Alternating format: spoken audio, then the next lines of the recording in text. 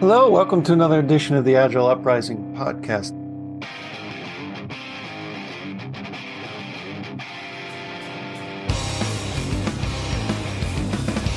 I'm Andy Cleff, and today my co-host is Jabroni, also known as Jay Hrscko. How you doing, brother? I'm hanging in there. And we're joined by a returning guest, Joshua Kerievsky, CEO of Industrial Logic, founder of Modern Agile, author of Refactoring to Patterns, numerous Agile e-learning courses. The last time we had you on the show, I had to look it up because my memory's not that great. It was one of our first It was episodes. 5 years ago, introducing Modern Agile back in 2017. Welcome back. Thank you. Thanks for having me. Pleasure to be here. We're here to chat about your forthcoming book, The Joy of Agility. The book will be out on February 7th, 2023. You Mhm. can pre-order it at any major bookseller. It's very exciting to, the cover art's all done and they're getting it to the printer and all that good stuff. So this is being published with a division of Random House Penguin. So it's a bigger, it's part of a much bigger publishing arm, and it's a small publisher. And it's a fellow named, the company's called Ben Bella, and Ben Bella has some wonderful authors, including Patrick Lencioni's new book is going to be with Ben Bella, and Okay. a guy that I admire tremendously named Harry Beckwith is publishing with them again, and he wrote a book called Selling the Invisible, which is one of the books I find near and dear to my heart. It's about how to run a services company and Yeah. do it successfully. He's also publishing with them, and I was very fortunate to fall in with those folks. And Matt Holt is the publisher. Matt's a very well-known name in the publishing industry. He's been with a lot of different companies, including John Wiley, and his imprint will be on this book. And he's amazing. So That's great. You were kind enough to send Jay and I an advanced reader's copy, and we read it.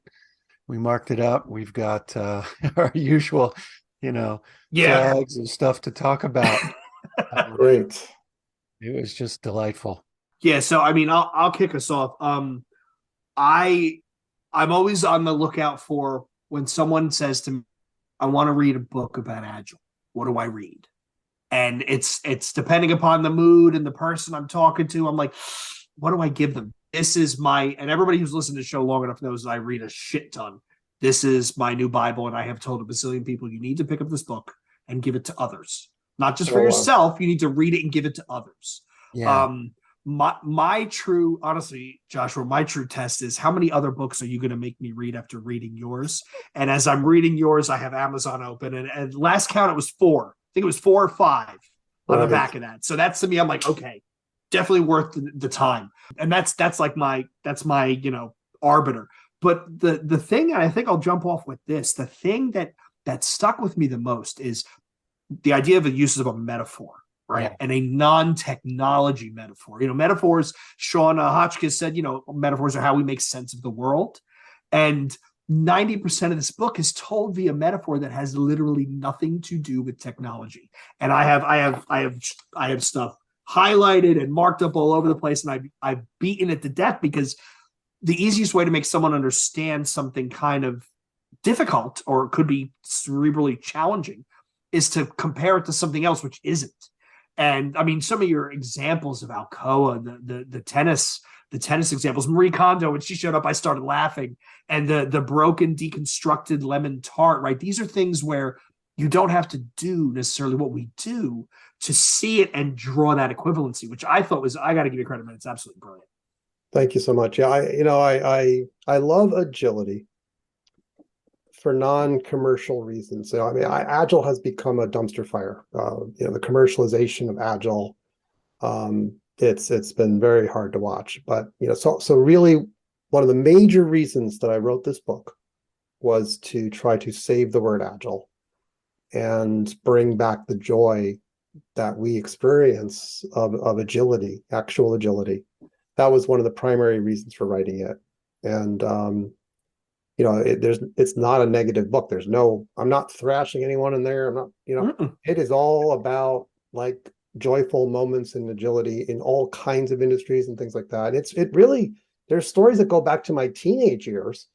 I mean, I basically, any story that has been impactful, either from my own life or from other people's experiences, even a story about NASA and the actual real story of NASA, anything that just sticks to the brain and goes, wow, there's a really important lesson there. I wanted it in the book. There are stories from so many different disciplines. It was just delightful. I started to write them down. It's architecture, it's music, it's restaurants, it's comedy. It's you clearly have a love for tennis.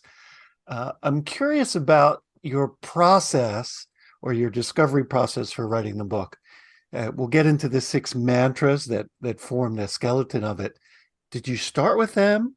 Did you match them, or did they emerge as you affinity grouped these stories that you carried with you along your journey? Yeah, I mean, it started with just writing down some stories that I felt were valuable to share. A lot of those are stories I've told over the years, on numerous occasions in numerous contexts. And at a certain point, once you start telling the same story multiple times, you realize, hey, I better write this down. It's just getting tiresome to tell it all the time. Maybe I can just point people to something to read. So it really began with a collection of stories. And at a certain point, I had a large number of these stories, and I had no organization to them whatsoever, just a pile of stories. Yeah. That's when I started, first talking to a few folks in the publishing industry, and one of them was like, these are great stories, but you need organization to them. I was like, well, I know that, just haven't gotten to it yet.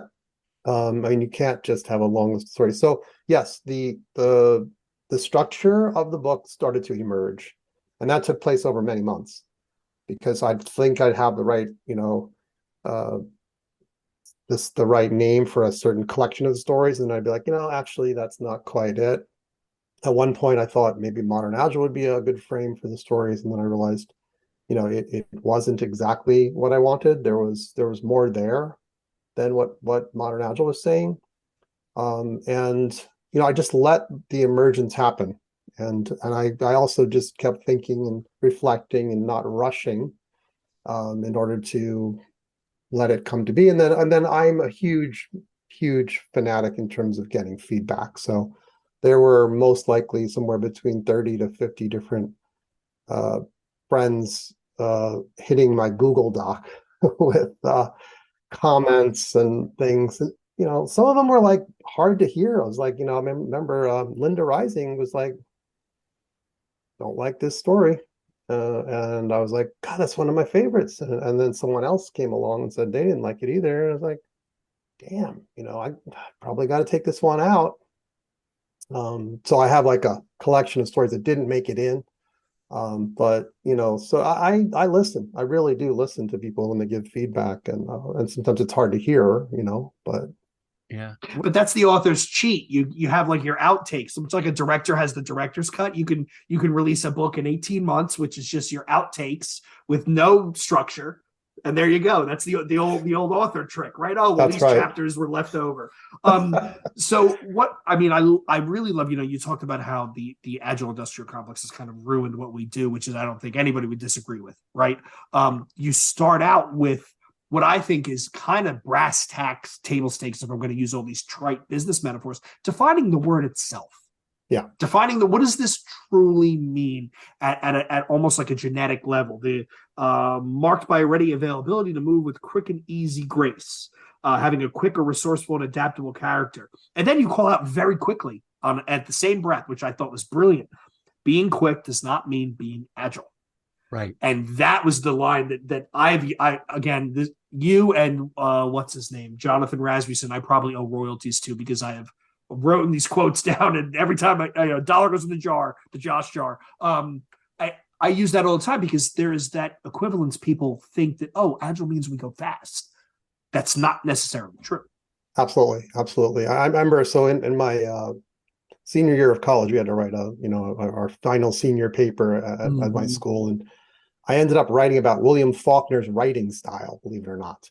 And when he's describing a character, he won't say like, she was skinny. He won't say that. He'll say she was not this and not that and not that and not that, but this.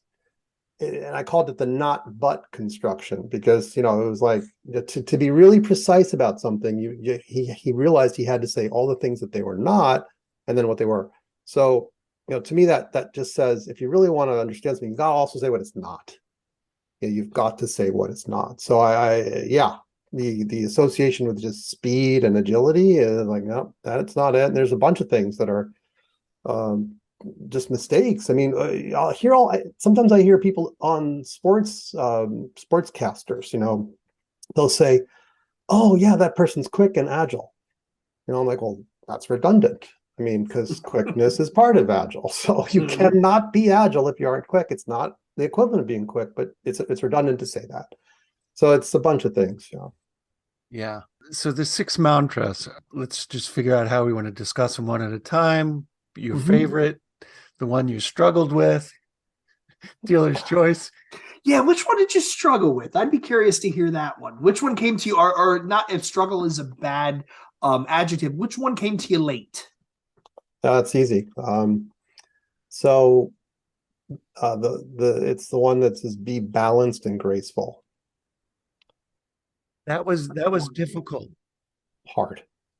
I can tell you where I actually gave a speech about this. One of my early speeches on Joy of Agility. I kind of went through like what happened, and I'm a huge Paul O'Neill fan.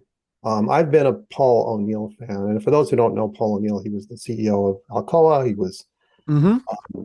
He actually was the Treasury Secretary of the United States for about a year under one of the George W. Bush in 2000. He only lasted about a year because he couldn't stand it. He also started working on the healthcare industry to clean that up, and just an absolutely brilliant, brilliant guy. Probably the smartest person I've ever met. I talked to him twice, um, and I fell in love with his story of just how he transformed Alcoa, a 100-year-old company, through safety, through worker safety. It's just a tremendous story. And so the thing about him is, he's very, very clear that if you don't have a culture of dignity and respect, if you don't, really truly respect people and give them dignity, you will never be high performing. You will never have what he calls the ability to achieve habitual excellence. Mm. And so, for a while, that particular mantra there was related to, um, sort of respect and to give people dignity. It's something like that. I mean, it was, be respectful and dignity. But it didn't quite go because here's the thing: those definitions you talked about earlier, right? And those people will say, "Well, Josh's definition of agile." That's not my definition of agile. That's from Merriam-Webster dictionary, for God's sakes. I Right. take no credit for it. It's from Merriam-Webster's, dictionary. And I always say, I am American, but I travel the world. I'm about to go to Australia. I view myself more as a world citizen. I love the Oxford English Dictionary. I grew up using it, looking at the Greek in the OED. But I don't think the OED is doing a great job of defining agile. I think the Merriam-Webster dictionary is way, way better. So the thing was, the mantras had to kind of uh, deepen the definition of agile. And so each of the six mantras really, in most senses, all six of them kind of go deeper into the definitions. So the graceful word I wanted in there. I wanted that word graceful in there because I believe that ultimately to treat people with dignity and respect is you need to be graceful with people. And that word graceful is so it's a word that you have to really get your head around. What does this mean to be graceful with people? So it eventually went from like dignity and respect to just be graceful. And for a while, it was just be graceful. But then I'm a big student of John Wooden, the famous coach of the UCLA Bruins, and legendary basketball player and coach. And he was really clear that you cannot be fast if you're not in balance. Right. And so that sense of balance was so important that I wanted it to be in there too. And I felt that balance and grace, were very closely connected. That you had to be that to be graceful, you have to be in balance. Think about when you're disturbed, right? You're out of balance. But you can still be centered. Right. So so being centered is really important to being graceful, especially with people. So be balanced and graceful really went well together. And so after it took months, but that's what it ended up finally being, was this phrase, be balanced and graceful. There's another piece, and I think it's in this section, about the beauty of mistakes. Yes, yes. Mistakes are the portals to discovery. Yes, Right. yes. Tell a story about a Michelin restaurant, and I love that one. Yes. Yes. In fact, I'm extremely jealous.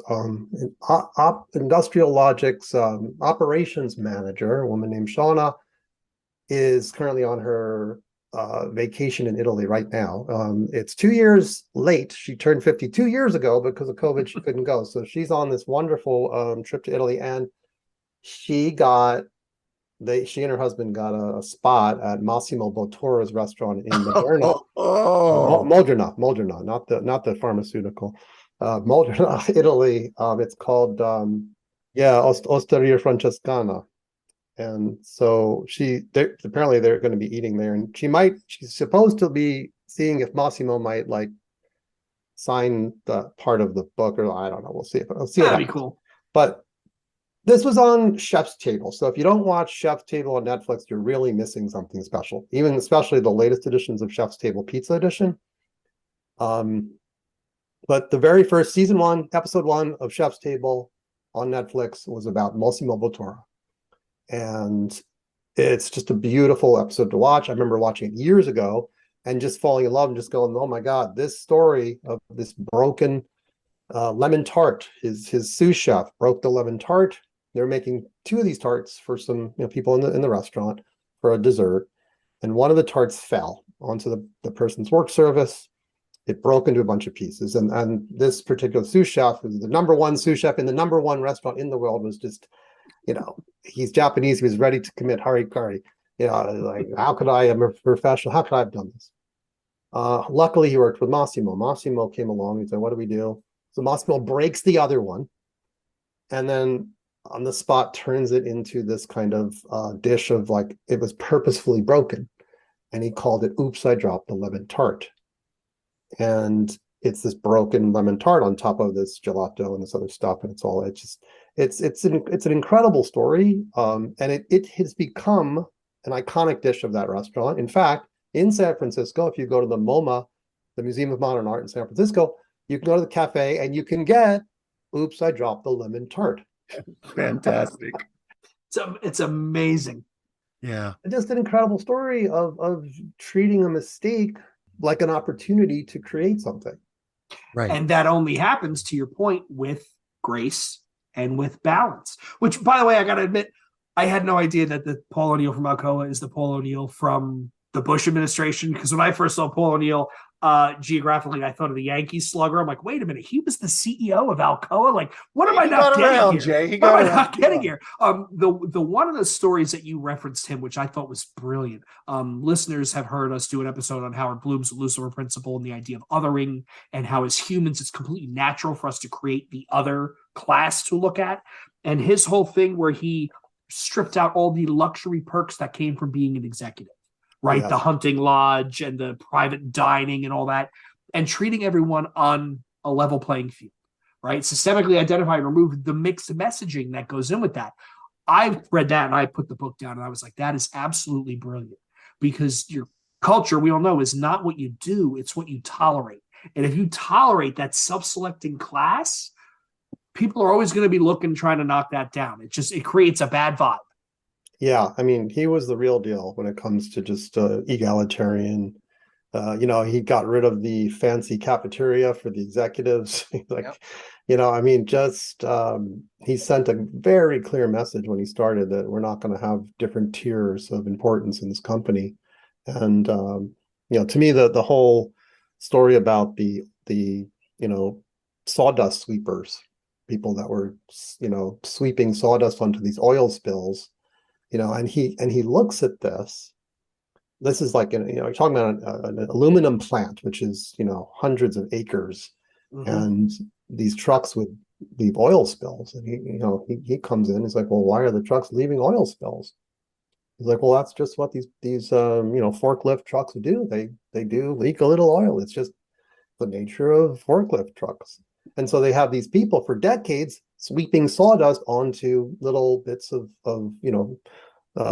oil on the ground so no one slips, right? You could say, well, this is for safety. It's a good thing. But, if you look at it, they're providing no real value to the end product, which is aluminum. Right. They are making Right. it safer, but they're not necessarily contributing something that gives meaning to their life. And so he looked at that and said, this is not treating these workers with dignity and respect. And Mhm. so he literally goes to this manufacturer of forklift trucks in Japan and says, can you make me a forklift that doesn't leak? And they did. And they bought them and they brought them back and they eliminated that job. But all those people got to go into new positions doing much more meaningful work. Rewarding, yeah, much more purposeful. Yeah, yeah. That's incredible. Just wow. And it takes somebody in a leadership position with the vision to make that deep of a change within an organization. Yes, yes. And clearly he had it. Jay, did you have one? Yes, my favorite. Can we do my favorite? And you mentioned John Wooden. This was the chapter I really dug into. Be quick, but don't hurry. Yeah. And the idea of quickness under control, right? It's the whole slow is smooth, smooth is fast, fast is decisive. Like it's the whole Jocko Willink thing. That thought of you're moving at speed, but you are operating in a place of control, right? Because the triangle office trying to explain that to people who don't play basketball, even to people who do play basketball, it is kind of tough, right? It's all off the ball movement and all that. It's more cerebral, but he nailed it. He's the winningest college NCAA men's college coach, I think. Yes, yes. And funnily enough, I read this chapter and Joshua, I got to tell you, in multiple meetings, I've had people say, yeah, like John Wooden, the guy from UCLA. And I'm like, did they all read the same book I did? Because I'm seeing it everywhere. It's kind of like, don't think of the cow and here the cow is. But that idea, and there was so much in that one chapter alone. The idea of increasing slack in a system. Yeah. Right? You increase the ability to let things expand and contract and breathe. The inverse of tightly coupling, handoffs. And there was a line, not to bounce all around, but there was a line about metrics, which almost got me fired on my current job because I quoted it. Almost? How close did you get, Jay? Let's put it this way. I've been uninvited from quite a few meetings because I said this. The quote is, while most leaders think their companies are customer-centric, they tend to track company-centric metrics like revenue and profit rather than things customers actually care about. And I quoted that because we were working on strategic road mapping. And I made the remark that, we're thinking about OpEx reduction and profitability where our customers really don't care. They want a delightful experience. And that, if we concentrate on that, it's through John Kay's obliquity, which I think you might have referenced. That stuff comes organically as of Joshua is my customer. What can I need a forklift that doesn't leak. What can I give him that will truly delight him, that'll make him come back? And the rest is built in. And that is something where, man, I wish they would just tattoo that on people's foreheads at MBA programs, right? Like it's so elegant, and yet people just miss it. Yeah, it's very difficult. But we do all witness what rushing feels like, and it's not a great feeling. And then there's also the contrary, which is slowness. The slowness drives me nuts, so especially in business. But it also took me writing this book took about 3.5 years. almost 4 years, right? So you could say, well, he's a slow writer. And you know, it's like, well, what are you, you know, ultimately trying to do? And then how do you find that kind of pace? I mean, there were periods of time where I didn't write anything for 6 months and all that. I mean, I'm not, you know, but to me, this is the kind of mantra. So I believe the mantras are something you try to use every day. Every day you try to live and breathe them. And if you're not thinking about them every day, then you know, you're probably not as close to becoming more agile. So I try to stop myself when I'm rushing, you know, on a daily basis and try to say, am I rushing right now? Or, you know, am I going at the right pace in terms of, you know, so it's you have to ask yourself those questions. This week, which mantras surfaced for you, Joshua? Well, definitely drive out fear, which is, of course, the famous words from W. Edwards Deming, right? So these mantras, by the way, I mean, they're not all just my own inventions. They're, you know, be quick but don't hurry is a John Woodenism. It was his mantra. You know, that was his primary mantra. He had other mantras as well, but that was the most important one. His own players would say, right? He'd say it many times a day. He would whistle, blow his whistle when someone was rushing. So that's that. But the drive out fear is a really important one. And it's extremely challenging, right? So it's, you know, we're doing some fixed bid projects right now, which we haven't done in a while. And they're wonderful in many regards because we can do all kinds of great things that we want to do. We're not like asking people, would you want to try continuous integration? Maybe, perhaps, try it, give it a shot. TDD, we can do all of our practices together, and it's just amazing. However, there's a lot of scope, there's a lot of work to get done, and there's a date. And so fear can enter the picture. You can start doing your Monte Carlo simulations and all your calculations and still be like, well, I'm not sure we're going to make it. So, you know, navigating that is, you know, a challenge, you know, in terms of some people have no fear. They're just like, we're fine. Others are like, we think you're behind. So we are afraid, you know. And so how do you find the happy medium there? I don't have an easy answer for that. I think talking about it and airing your anxieties rather than just sweeping under the carpet is really important. And doing so in a way that doesn't offend people. So again, being graceful. Yeah, that's what I'm struggling with and working on. I think there's a huge power in talking about them. Yes, just vocalize it, right? Yes. And what we know about the way our brains work, where it's a different path through the brain when you read something, when you say something, and when you hear something. It's all three different unique paths through a brain. So that's why they say if you want to remember something, read it in a book, write it down, and say it out loud. But the power with vocalization and just saying it out loud, I am concerned with X. Even Right. if nothing changes, you've spoken that out and it has now been acknowledged. That's right. That's right. The other one I'd say is the be readily resourceful. And that's another mantra in the book. Be readily resourceful. And there's a particular story in the book called Readily Resourceful in a Recession. And it's actually about the 2008 recession. And, you know, it looks as if the US is entering a recession. We'll see, you know, what's going to happen in 2023. I'm not trying to scare anyone, you know, but there's talk of it.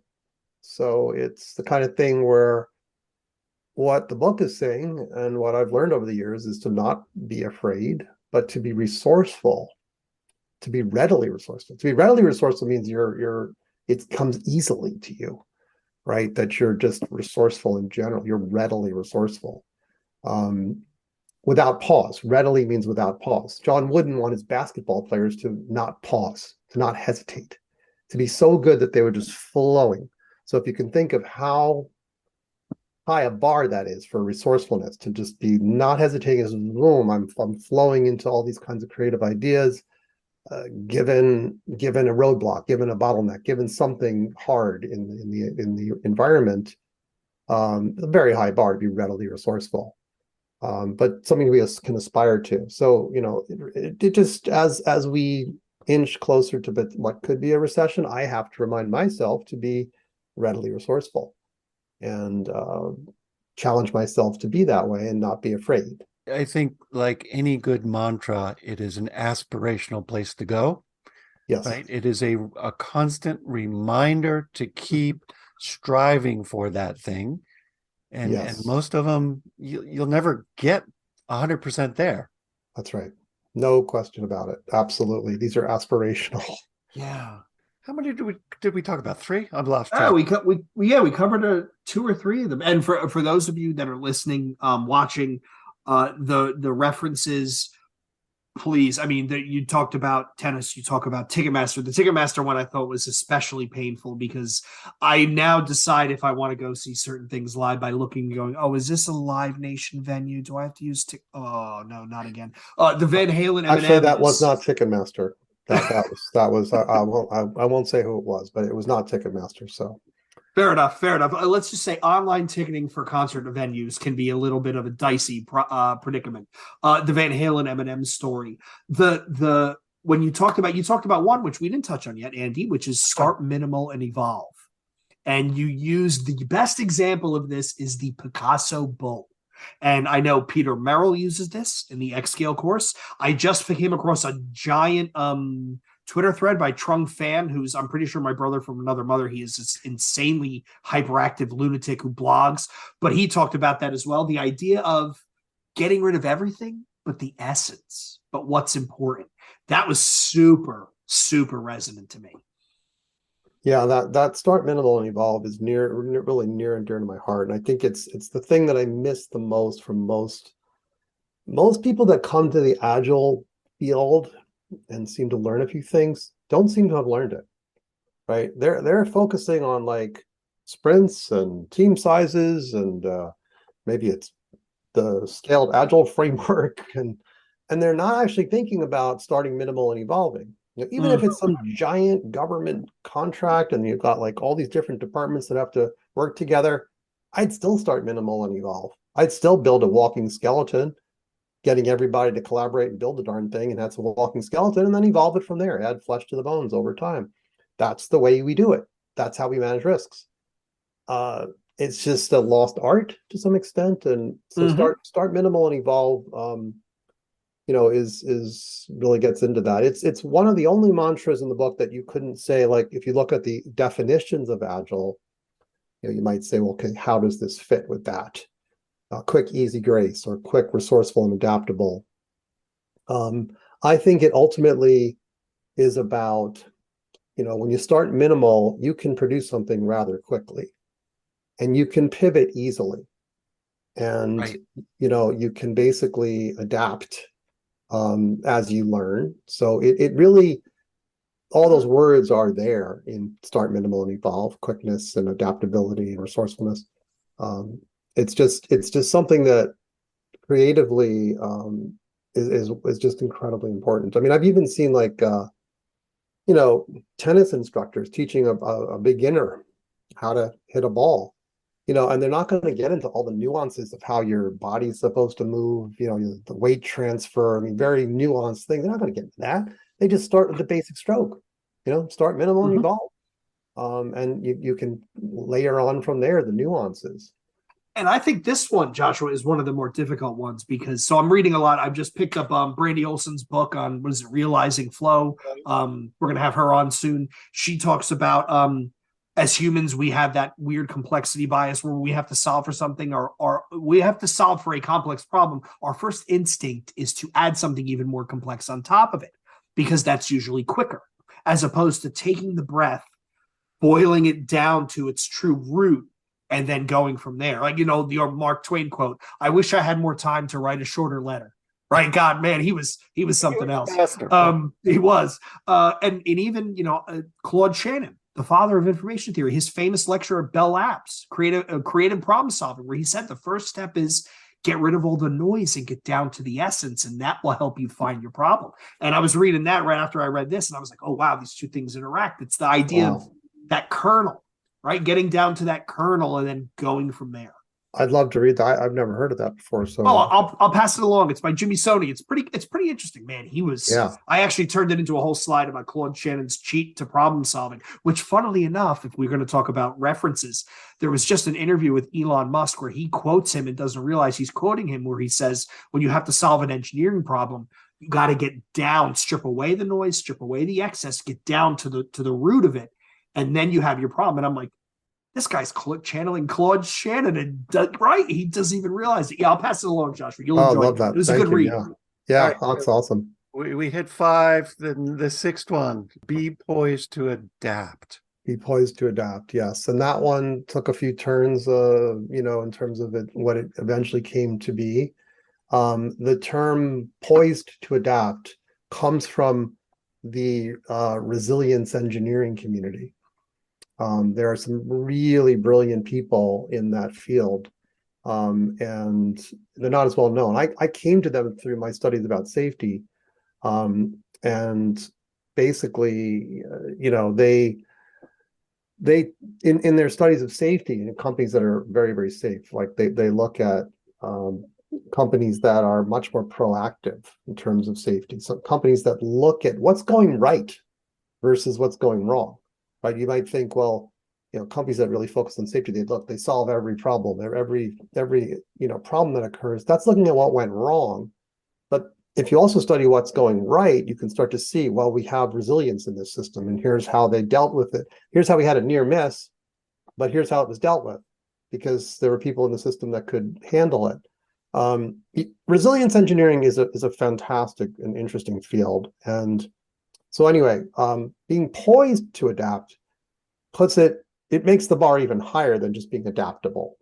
So I'm hating to raise the bar, but the point they make is that to be poised means ready. It's like readily resourceful. When you're poised, you've done the work to be ready to handle changes that are coming.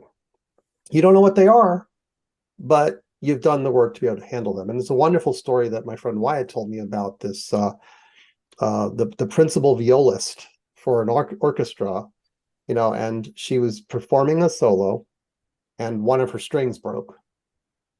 And she had to immediately, within a millisecond or so, switch to a different string for that solo. And she could do it because she was so practiced, such a master of her craft and her instrument that was quite possible.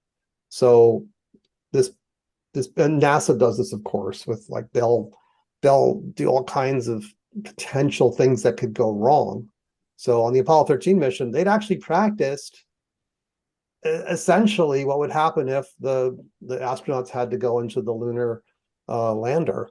They had actually practiced something like that. Hollywood makes it look like, Yeah, they engineers had on the no ground preparation. rushing and scrambling to fix the problem, but they'd actually, when you hear the story from the real astronauts, they'd already looked at a scenario similar to the one they actually had to experience. So they were poised to adapt. Right. And the lifeboat practice in it. Right, That's right. right. And to your point, Andy Cleff, about just vocalizing out of concerns, right? The fact that you've taken a second to think about, well, what happens if this happens? How would we react? It's the whole black swan from the Nassim Taleb. You've acknowledged it. You may have just spent a second or two thinking about it, but at least you've kind of thought about it. So it got your brain poked in that direction, regardless of solution or not.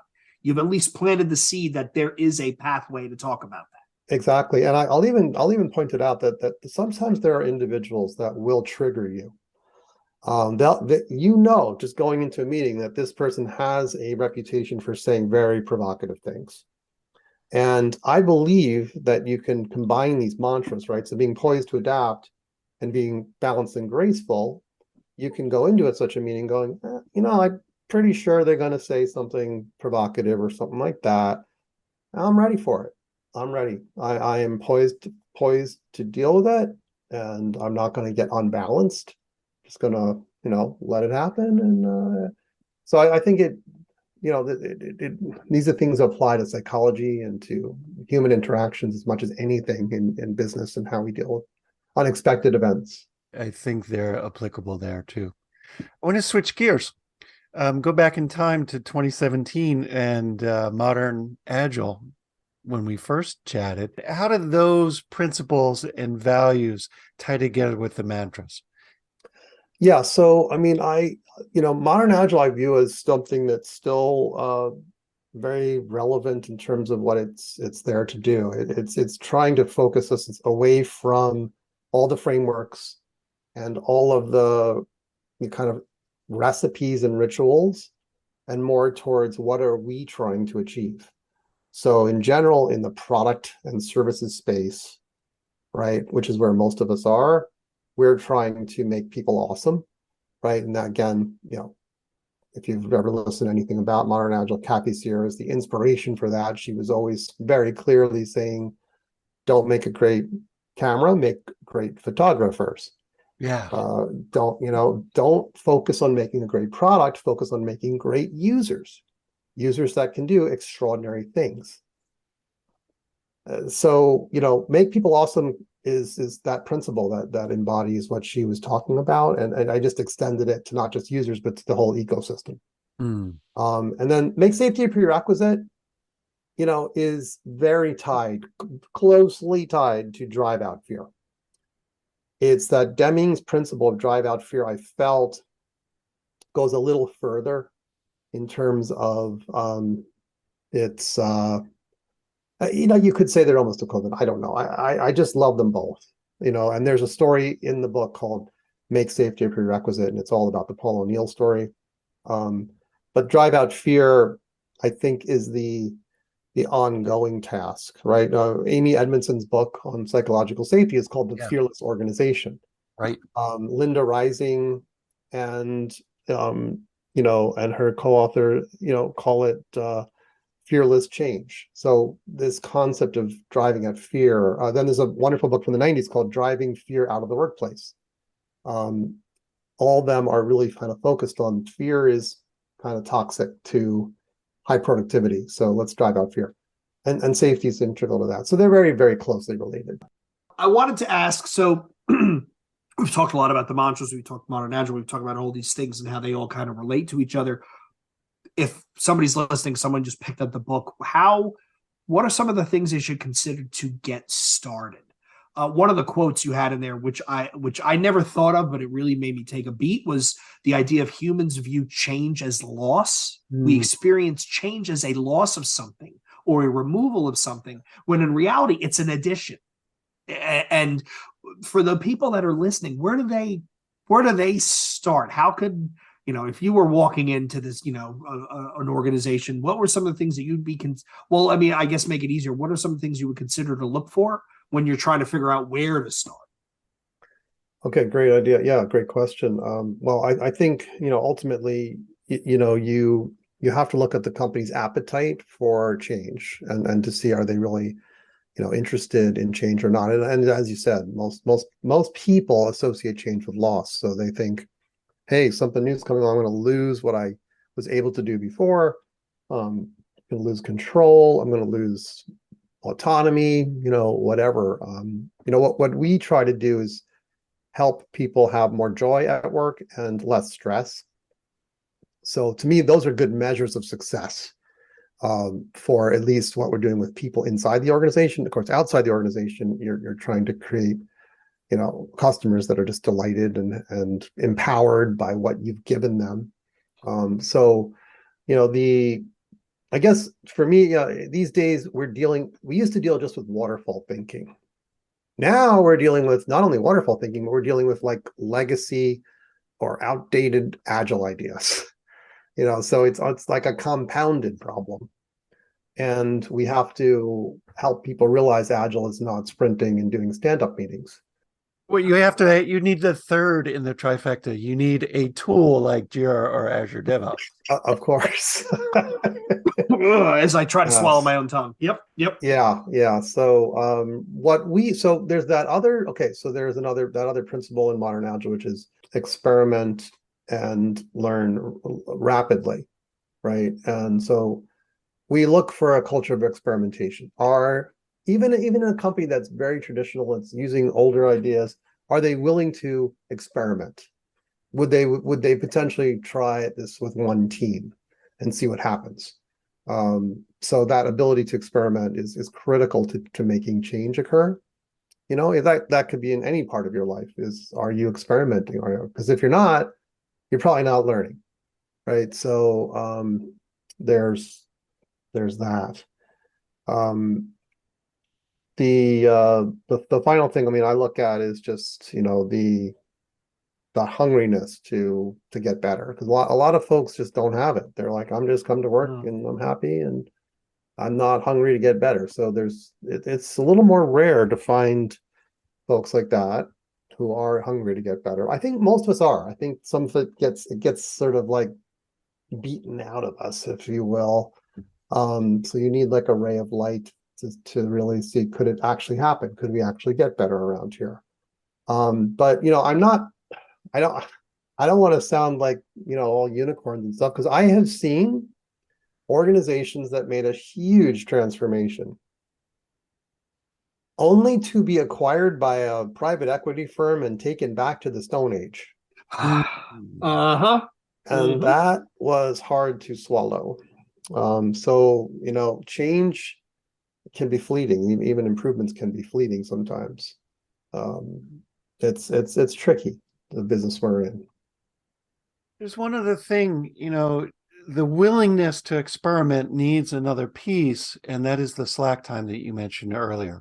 That's in right. so many places we walk into, there's activity theater going on. That's right. We're busy, 100% utilization. Da, da, da, da, da, da, da, da. And you have a quote from, I believe it's Gene Kim's Phoenix Project, about less important than doing the daily work is improving daily work. That's right. But if you give no time for people to experiment because there's no slack, you're stuck. Yeah, you're on stuck. the hamster wheel of, well, this is the way we've done it. So Yep. the things you've talked about, a willingness to change the status quo, a willingness to resist going back down to the older ways of working. It's hard. Very difficult. Reading Tom DeMarco's classic book, Slack, which is a thin book and wouldn't take anyone more than an hour and a half to read. I mean, it's highly, highly, highly recommended for anyone interested in real change. I quote that book in one of the stories, and it's closely related to be quick but don't hurry, because he says that the companies that he admires the most are not, they're visibly not hurrying all the time. There's kind of a laid back but kind of focused feeling there. And so, that goes back as well to something Steve Jobs once said to Sir Johnny Ive. Sir Johnny Ive was working with Steve, and Steve would say to him, "Hey, what did you say no to lately?" Johnny Ive would say, "Oh, he had a nice list," because he knew Steve was going to ask him this question. He had a list of things that he said no to. But Steve was like, "Oh, no, that's easy to say no to. What did you really want to do that you said no to? Because you're already focused on something else." Right. And so that limiting working process, the getting to like deciding what not to do so you do less, that's something I try to do in my company more and more these days. People come with me, "Hey, let's do this project." It's like, "Oh, wait a minute. What do we have in flight already? Maybe we already have too much in flight. Maybe we need to double down on a couple things and get rid of a few things and just do a few things really, really well rather than many things poorly, and have that hurrying feeling all the time." So that I'm still learning myself. I'm still a student of these mantras, and that's one of them. Absolutely. We are all practicing. Joshua, we're coming up on the end of our time here. It's flown by, but I wanted to give you a chance to share out what you have coming up later this year. Book coming out in February. Are there pre-order links up now, right? Yes, you can go to joyofagility.com and learn more about the book and pre-order it from many different booksellers, including international booksellers. So it's completely, something you can order now. I wrote this book to be able to be applicable to people in all kinds of industries. So this is very much, even though people think of Agile as coming from the software industry, that's not true. There were people in like, car manufacturing, looking at agility in the early 90s, and very, using the word agile and agility in the Agility Institute. And Lee Iacocca was involved in this stuff. I mean, the concept of agility is ages old. In fact, one of my favorite stories in the whole book is about the Wright brothers. Yeah. And how incredibly agile they were in terms of their ability to conquer a problem that had been around for hundreds and hundreds of years. Anyway, it's meant for everyone. So if you're looking for a book that would really introduce people to agility, this is why I wrote the book. I'm hoping to help that. Maybe you can help me bring the word agile back to the joy that it deserves, and less of the commercial agile industrial complex problem. Oh, see, my dogs agree with that, right? We're here. So what are the best ways for people to get in touch with you? We've got your website. Is that the preferred method, or is it LinkedIn, Twitter? Yeah. The web industriallogic.com has a section for people, and you can ping me there directly. I'm on Twitter, and on LinkedIn it's Joshua Kerievsky. And happy to answer questions. Joy of Agility has an email list, so we're organizing some webinars in the future here. I'm doing a bunch of talks at conferences and at some private companies, and yeah, I'm just thrilled that you both read the book. I sent you some advanced copy, and it's just wonderful that you were able to read it all, and thank you for that. Oh, it's our pleasure. Absolutely. Thank you again, Josh, and you, Jay. And also out to our listening audience. If you enjoyed this episode, the usual request, give us a review, a rating, leave some comments on whatever podcasting platform you use. If you want to join the discussion, meet us over at our Discord server on agileuprising.com. You'll find a link, and there you can share your stories about discovering the joy that's nested in agility.